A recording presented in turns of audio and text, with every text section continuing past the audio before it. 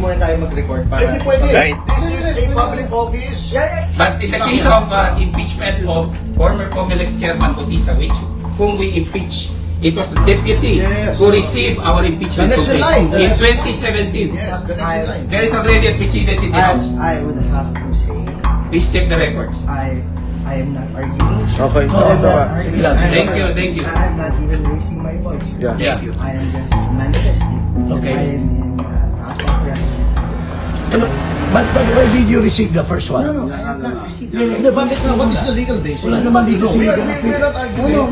Merong first impeachment proceeding na nandun na sa office. Kay Attorney Jesus. So, ibig mo sabihin, by the simple expedient of not being here, hindi kayo pwede mag-receive? Is that your stand? Sir, I'm just saying. I'm not authorized. I'm not arguing, I'm asking you. I want an answer. Sa office of the section.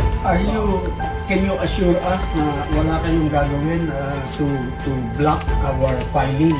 Okay, and then ang tinatanong ni attorney lang is on what basis? Kasi constitutionally the office, Yeah. not the person. Everybody. So, ang authority na tinatanong ni Congressman Jim, SecGen ba ang may Instructions. instruction? No. Anti-restated Ano bang basis Hindi nyo? pwede yung ginagawa Oh, nyo. ano bang basis mo kanina? What is your basis? You tell us your basis. Hindi, pero sandali lang. Tinatanong namin. For the record. You just answer the question para hindi ka mabadger. If you're Ganito not kasi. answering the question, we Ganito give kasi. answers because we're citizens. Hindi. We're paying your salary. O sige, para maliwanag na lang. I refuse to be covered by any media recording or anything. Ano, this is public. Wala yan sa ano. Hindi pwede. Wala sa namin yung batas. This is a public office. Sige, public office. Hindi ito private conversation pare ko. Yeah, pare! Ala ka, BBM! Magpapal na kami ng impeachment laban sa'yo. Andito kami ngayon sa House of Representatives kasama ang mga bigating politiko ng Pilipinas. Kasama si Chavit, Mike Defensor, si Atty. Topacio, at papatanggal namin ng ulo ng korupsyon dito sa ating bansa. Panoorin nyo siya, andyan yung media at ngayon ay magpapal kami ng impeachment laban kay BBM. Yeah, pare! Yung complaint.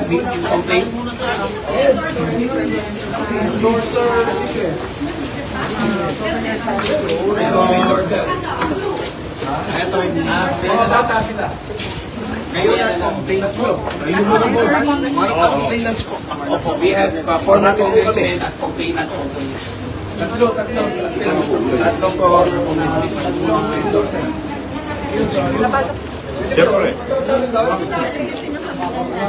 Alright, nandito na kami sa loob ng Secretary General's Office ng House of Representatives. Sana tanggapin ang aming complaint dahil required siya ng rules ng House of Representatives na tanggapin ang complaint for impeachment laban sa Presidente ng Pilipinas. Yeah, baby. At may kita ninyo sa inyong harap si Mike Defensor, si dating Congressman Paras, nasa ating likod si Atty. Topacio, Dito rin si Cathy Cathy. Binek. Yeah, baby. Alright. Alright, andito na tayo. Dapat nilang tanggapin ang ating complaint dahil required yan ng batas. Sana bumalik na si SecGen mula sa kanyang lunch. At kasama natin si Atty. Topacio dito sa likod yan ng ating tagapagtanggol. Ito si Cobb Chavit Every. Dito yan sa loob, please.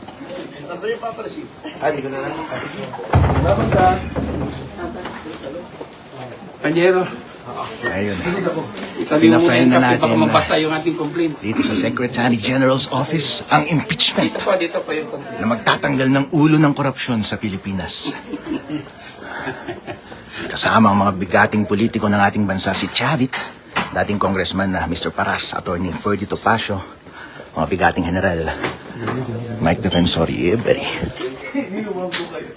Original.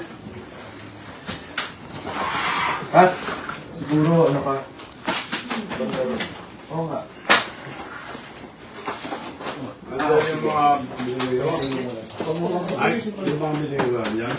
And then, yung affidavits natin. And,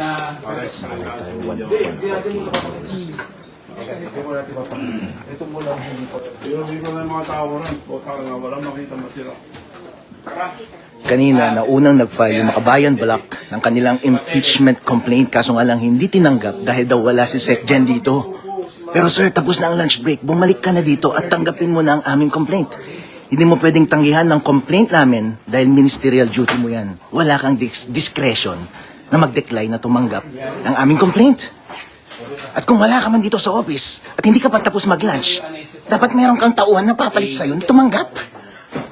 Hindi pwede. Dinidiskartehan mo kami. General Garcia,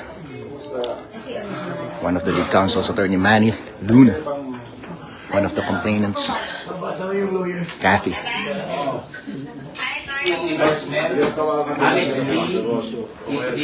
Complainants as well, ma'am. Complainant. Yep, one of the complainants. Mukhang tatanggapin ng complaint natin, ha? Tatanggapin kayang complaint natin. Hindi katulad ng ginawa nila sa Makabayan Block kaninang umaga, na hindi nila tinanggap yung complaint dahil wala daw si Sec Jen.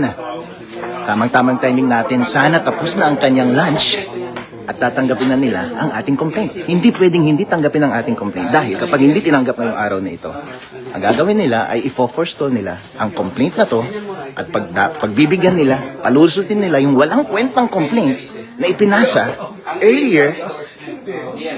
Sabi ng Supreme Court, hindi nila pwedeng sabihin na merong prior complaint na ipinasa na para tanggihan ng aming complaint dahil ang complaint ay initiated lamang kapag na-refer na sa committee ang complaint. Hindi pa na-refer sa committee. Magko-convene pa lang ang Congress, House of Representatives sa Monday. At pwede pa nilang tanggapin ang aming complaint. At dapat nilang tanggapin ang aming complaint dahil kung hindi tinutupad ng Secretary General ang kanyang trabaho. Tulad ng hindi niya pagtupad kaninang umaga sa trabaho niya, sa pagtanggi ng pagtanggap niya ng complaint ng Makabayan Block. Yep, buddy. Tingnan natin kung balik na from lunch Secretary General. Alright. Kahit pati assist. Okay. Yung copy, tanggalin ng copy, mabasa yung papel. It's dangerous. Sino pong mag-receive? Ito yung pinaka-substantive na complaint na ipinasa so far dahil ito ang pinaghirapan ng mga bigating mga legal minds and politicians sa Pilipinas. Hindi katulad ng mga complaint na unang ipinasa na 4 pages lamang at halata lamang na ginawa para i-forestall yung mga substantive complaint na katulad nito. Dahil kapag hindi nila pinalusot ito at ang pinalusot lang nila ay yung walang kwentang 4-page complaint, ibig sabihin, dinidiskartehan tayo ng mga loko-lokong ito. In other words, alam na this. Yeah. We have the best lawyers and best folks and politicians dito sa ating group. At hindi nila pwedeng tanggihan, katulad ng pagtanggi nila ng Makabayan Block complaints kaninang umaga. So, Secretary General, finish your lunch and come and receive our complaint. Please. Ministerial duty po yan. Hindi po yan discretionary. Required po yan sa rules ng House of Representatives na tanggapin ang aming complaint.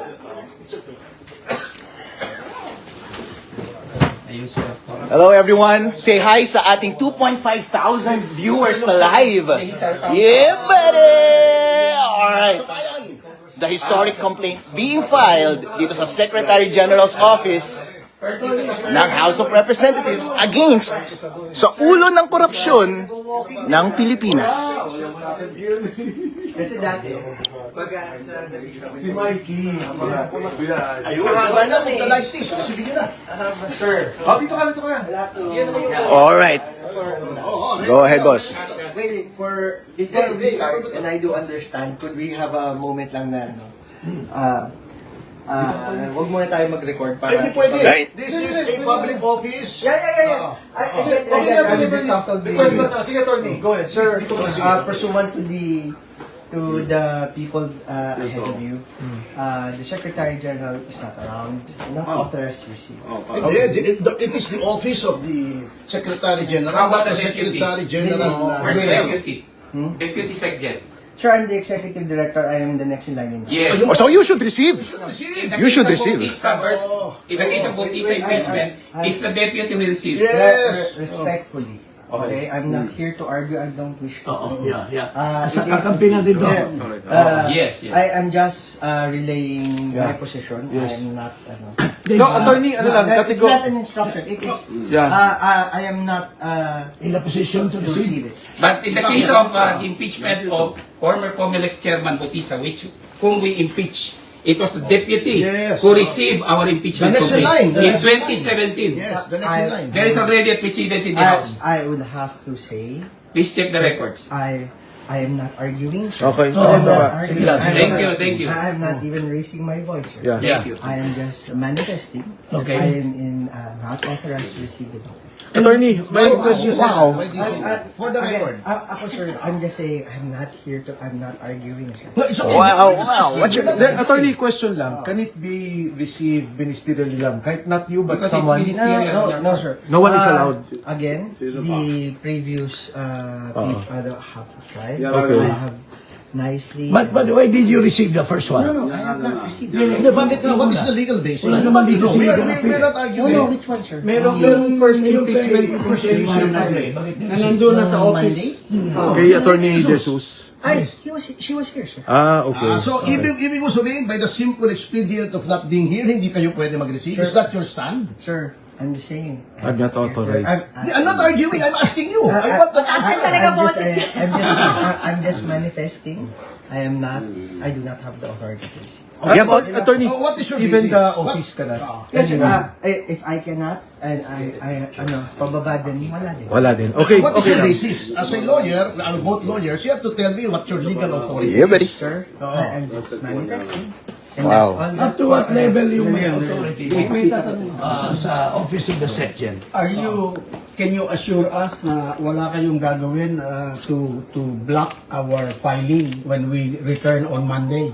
Like Pag nandito na yan, sige. impeachment complaint that you already received. Obviously, sir, that is not within my. Yeah, hindi siya yan. It's not my office, sir. Hindi, ang tanong lang, so number 1, you're not authorized. Number 2, the office is not authorized.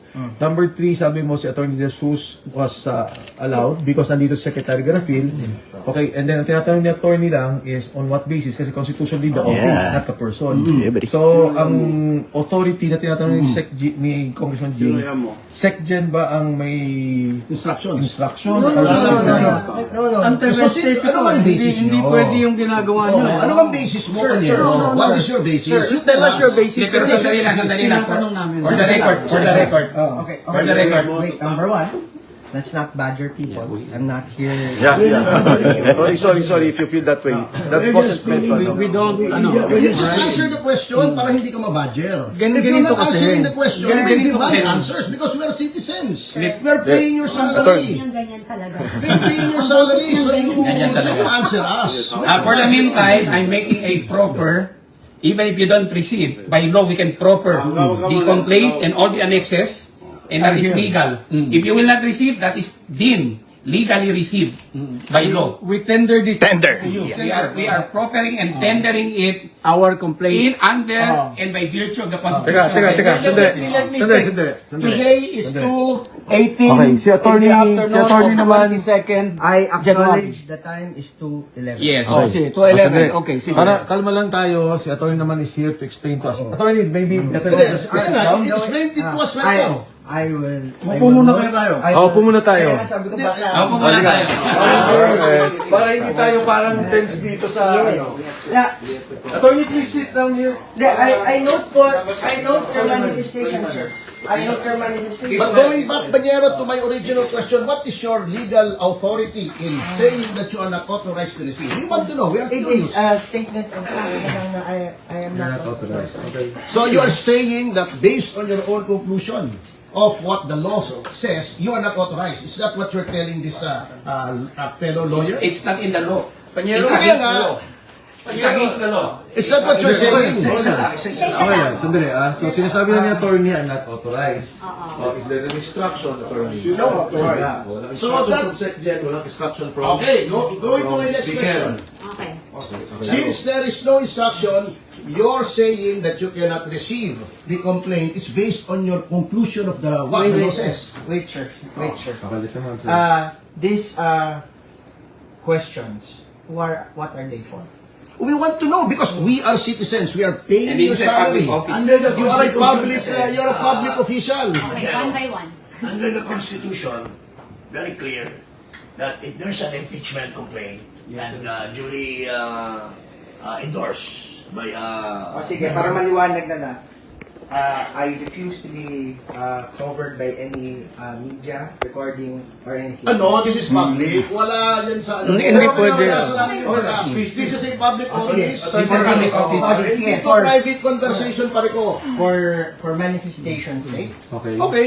I just manifest. Okay, go I ahead. have not consented to any recording or broadcasting of any conversation here, as I don't. Okay. Our lawyer and co-complainant, according to Topacio, will tender the Okay. complaint. Okay. Let's Hindi, sandali lang, for the record. Oo. We'll tender the complaint Oo. in accordance with the Constitution. I note, Okay. I note for the proper. That's Kanina yun, di di ba? I know. Inabot ko. Yes, sir. Kanina I note for the proper. I said no. Para let's go through the motion. Okay. I said no. Yes. Para at least po. Okay. Nonetheless, we are tendering our Attorney, complaint. just to be to be candid, syempre, because we understand na hindi ka naman yung authorized, but of course, as a group, we will also take legal steps. That's why may mga ganito lang motions. You understand na? So, we thank you. Wala pong sama na loob. If that is what I understand. So, we in thank- fact, we feel sorry that you have to take the We fall thank for you this for video. receiving us. So, maraming salamat. Kung may documents, Yes. Establish ko lang. It's 2/11/22 January na tinender namin sa iyo yung aming para verified. kukumpletin ko na rin po. Okay. It was an attempt to No, it's not an attempt. We tendered to you. We tendered to you. Para kukumpletin ko na nga. galing na sa kanya. Sige, let You him... are here To tender. to tender. I refused. That's legal. And you left a copy here in the office. You could actually leave it there. Para okay na po tayo. Pwede bang ma-receive ba? Is that satisfactory? Okay na. Okay, Yes, ano, thank you. This Thank is you. what I Thank you. propose. Di ba office, Panyero, di ba office hours nyo hanggang alas 5? 7 o'clock. 7 o'clock, okay. Since wala si Cheloy dito, hihintayin namin na dumating siya ulit. Yeah, buddy. Ako, hintayin ko. I'll stay here until 7. Sama si Cheloy. Tanungin mo ko We sa will wait Out of the country. until Then, Anyway, thank you for that. Alam mo naman na, where is the section? Where is the section? Asan ang section? For the Saan ang record. section? Sandali. Where's the section? For the record. Taiwan. And in her absence, who is the acting section? Sandali. For the Gusto ko lang record. linawin ko sa Who is? Isa-isa lang. It's you. no, It's you. there is no acting secretary. Siya ang ano. Who's the second in But command? you are Ikaw. second in command. In this office, I am the executive. Nonetheless, we are tendering and proffering our original complaint and the annexes for and under and by virtue of the Constitution of the Republic of the Philippines. Kaya kanina ko pa sinasabi, baka meron kayong binabiolate na civil service regulation. Kasi you're supposed to be, pagka wala dito yung Automatic. yung May officer in charge. merong papalit, merong susunod. It's automatic. Secondly, Panyero. Wala. Secondly, Panyero.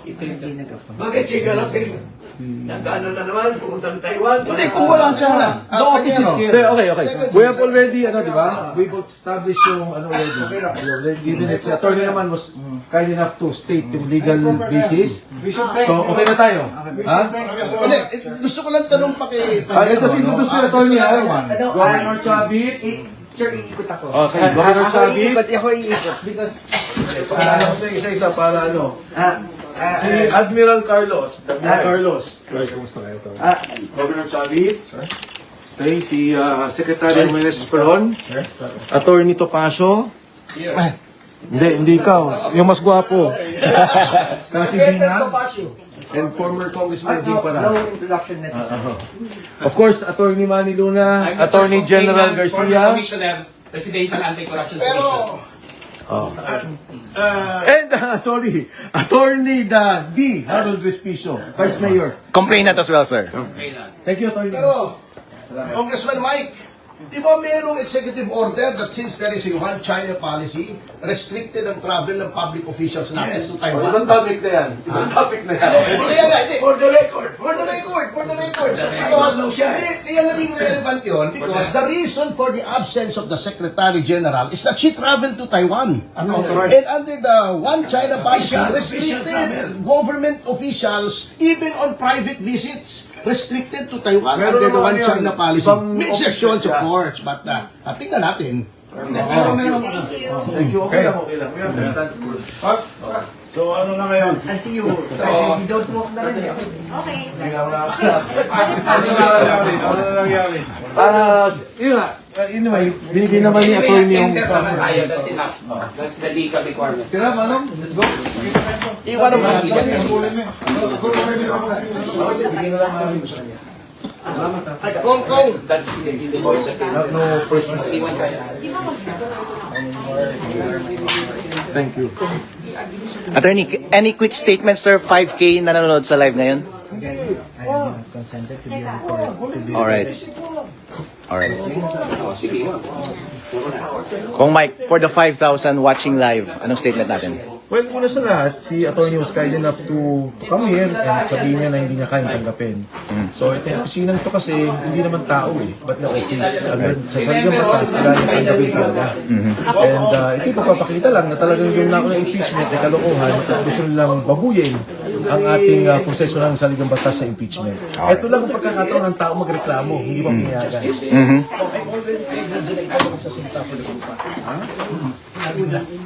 Attorney Topacio, any statement? Any statement, sir? Well, I second I give my full assent to the statement of Congressman Mike Defensor na talagang sinisigil yung karapatan ng mga taong bayan na sila ay magreklamo. Congressman Paras, ano po ang statement natin sa kanilang pag-refuse ng ating complaint? Well, unang-una, wala daw yung SecGen. Eh, nasa Taiwan daw. Unang-una, yung SecGen, she's violating the One China policy. Kasi dati siya doon na head ng MECO. What's her business there?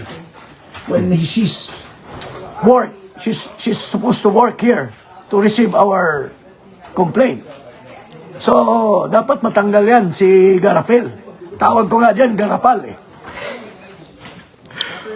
Alright, we're just exiting the office of the Secretary General and heading sa ating media para sa ating press group. Forward, you can see former Secretary Defensor and Governor Chavit heading towards the exits. Having tendered the complaint dito sa office of the Secretary General na tumanggi, natanggapin ng complaint laban kay BBM impeachment. Yeah, buddy. Well, dapat required yung deputy na tumanggap kung absent yung Secretary General, right? Dahil paraan nila yan para mapalusot yung 4 pages na walang kwenta na na-file nung Monday. Para pigilan ang substantive na complaint na ipa-file laban kay BBM. Governor Chavit, ano yung masasabi mo sa nangyari kanina sa loob? Magkakasama tayo doon. Ano masasabi natin sa 5K followers natin? Live. Ano ko maintindihan nangyari sa loob? Basta ako, bagong dating lang, galing ako sa Ilocos Norte, position ni President Marcos. Walang matinong na project, puro ghost project, at puro siya nagsabi, maya kayo, puro pampak at guni-guni. Tama siya, sa Ilocos Norte. Wala akong makita, kagaling ko lang doon. Puro palpak at ghost project. Nasa Ilocos Norte, wala, probinsya niya. Distrito ni Sandro, saka si Barba. Wala akong makita, kagaling ko lang doon. Let's go. Ito po ba yung Maliwanag na nalulungo na tayo. Yun ang maliwanag na maliwanag. Hindi na tumipisipan. Siya nagsabi, palpak. Siya nagsabi, he built 5,000 or 5,500 flood control project. Wala. Boy, paliwanag muna natin yung pag-file at ba, ano nangyari? Kaninang umaga, nagkaroon kami ng pag-uusap ng mga kasama sa Makabayan Block na banggit na sa amin na opisyal na hindi tinanggap yung kanilang impeachment complaint. Kaya kami may prepared statement na kami tungkol dito sa ginawa dahil na-anticipate na namin na talaga magkakaproblema sa mismo pag-file namin. At katulad nga na nangyari, at na-anticipate namin, gano'n nga. So if I will be allowed to read the statement, to be clear, distribute na lang siguro. The refusal of the Office of the Secretary General of the House of Representatives to accept the impeachment complaint is a clear violation of both the rules of the House and the 1987 Philippine Constitution. Under the Constitution, the House of Representatives has the sole power to initiate impeachment proceedings.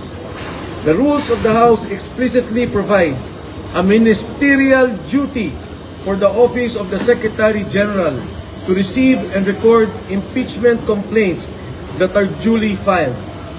There is no discretion given to the Secretary General to reject, screen, delay, or block such filings. By refusing to accept the complaint, the office effectively usurps the constitutional authority of the House itself and denies the Filipino people their only lawful mechanism to raise grievances against a sitting president. If I may repeat that, by refusing, it denies the Filipino people their only lawful mechanism to raise grievances against a sitting president. Impeachment is not a political favor. It is a constitutional right. It is the only formal process through which citizens, through their representatives, can seek accountability from the highest official of the land. To block this process is not merely procedural error. It is a constitutional violation, an obstruction of a lawful remedy, and a direct assault on the people's right to petition government for redress of grievances. The House of Representatives exists to serve the people, not to shield those in power from scrutiny. The rules are clear. The Constitution is clear. The duty is clear. And no office has the authority to silence the people's voice. Maraming salamat po at magandang hapon sa inyong lahat. If I may distribute this. Sir, question. Sandali lang, madagdag ko lang. Yung impeachment complaint is actually a people's complaint. Yun lang. So, hindi kailangan pigilan ang reklamo ng taong bayan. It's a people's complaint. It's a constitutional process na nasa constitution natin na pinoprovide para sa ating lahat. So, Ano naman, wala na akong idadagdag. Okay na yun. ano nga masasabi niya hindi tinanggap yung impeachment complaint? Hindi tinanggap. Hindi, Ayun, yun nga, yung sa mga hindi complaint. pagtanggap nila, it is not only a violation of the rules, but of course of the Constitution. At mas mahalaga, ito lang kasi ang paraan ng taong bayan na magreklamo sa nakaupong Pangulo. Hindi ka pwedeng mag-file sa ombudsman, hindi ka pwedeng mag-file sa korte. Sa ginawa nilang to, pero tinatanggal nila yung karapatan ng taong bayan na magkaroon ng maayos, legal na pagreklamo doon sa nakikitang problema sa nakaupong presidente. May ginawa nyo rin ba yung ginawa ng Makabayan kanina na nag-iwan kayo ng kopya ng complaint sa Office of the SecGen? Hindi. Nag-iwan kami. Wait. Okay. Nag-iwan kami, pero hindi nila tinanggap. We attempted, and we have recorded every possible conversation we had with... So as a copy of your complaint is not inside the Office of the SecGen? Hindi nila tinanggap. Sir, what are the grounds for impeachment and for what? We will be discussing this at another time. Ang tingin namin, ang dapat natin pag-usapan ngayon, yung mismong, kasi yung sa maraming pagkakataon sa Korte Suprema, may decision na about impeachment complaints. In fact, the recent decision was on the Vice President. At mabigat itong hindi pagtanggap, hindi namin maintindihan kasi hindi naman si Secretary General Cheloy ang sinasabi ng Saligang Batas. Ang sinasabi ng Saligang Batas, yung opisina. Dapat i-receive nila yun. Sir, but very briefly, betrayal of public trust po ba ito? Paglabag sa konstitusyon?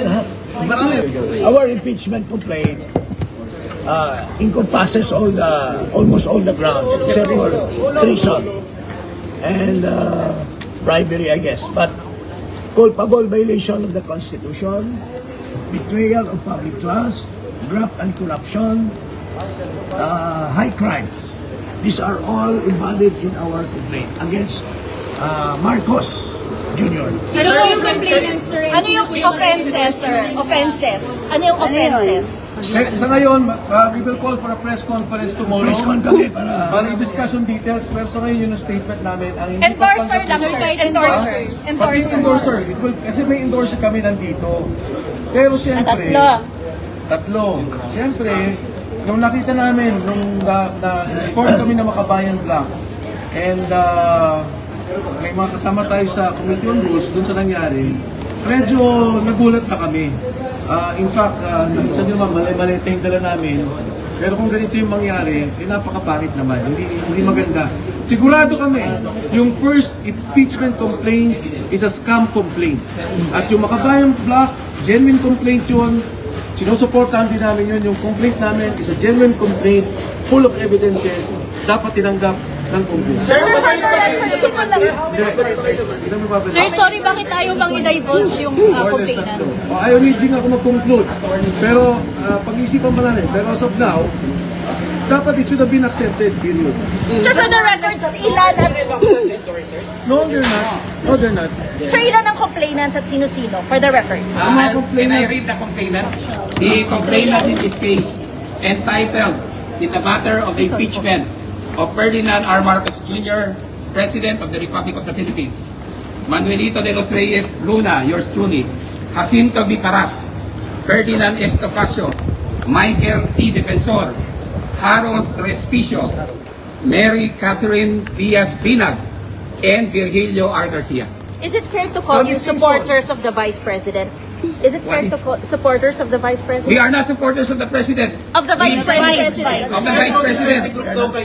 We are not supporters of the President, but we respect the office of the Vice President because he's the elected official of the land, second highest official of the land.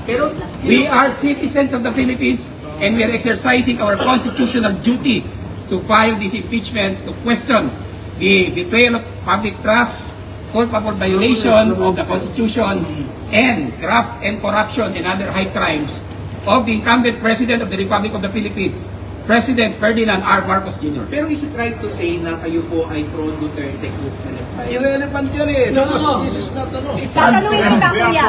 Saan ka?